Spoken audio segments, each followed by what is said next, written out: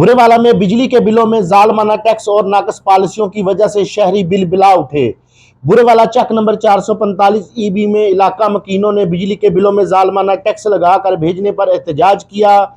लोगों का कहना था कि हम पहले ही शदीद महंगाई की चक्की में पिस रहे हैं और अब ये बिलों में जालमाना टैक्स लगाकर हमें फाका कशी पर मजबूर किया जा रहा है।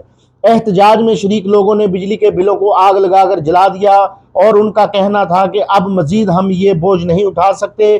पहले ही हम अपनी घरेलू एशिया फरोख्त करके बिल अदा कर चुके हैं, अब हम में मजीद सकत नहीं है।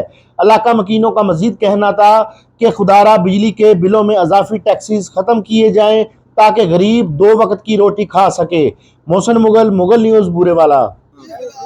बिल आया मैनू 31,000 रुपया, पिछले बारी 24,500 रुपये बिल धारिया मैं, इस बारी 31,000 रुपये बिल आ, 800 रुपये दिहाड़ी मैं कमूर तो लेना वा। ठीक है, पिछली बार दरवाजा तो एक साइकिल वेच के बिल पूरा किया मैं। ठीक है, तो इस बारी भाई मेरे कोई गुंजाइश नहीं हैगी। ठीक है, इन्ना बिल असीं कित्थों तारीए, किवें तारीए, मजबूर होए पे हैं। 800 रुपये दिहाड़ी लैने हैं, 24,000 महीने का बनता वा, 20,000 रुपये घर का खर्चा वा, 4,000 रुपये सानू बचदा वा, असीं किधर करिए दसो मैनूं। जी भाई जी, सब तो ज्यादा साढ़े चक बिल आए ने मजदूर आदमी 30,000 40,000, किसी आदमी की इतनी तनख्वाह नहीं।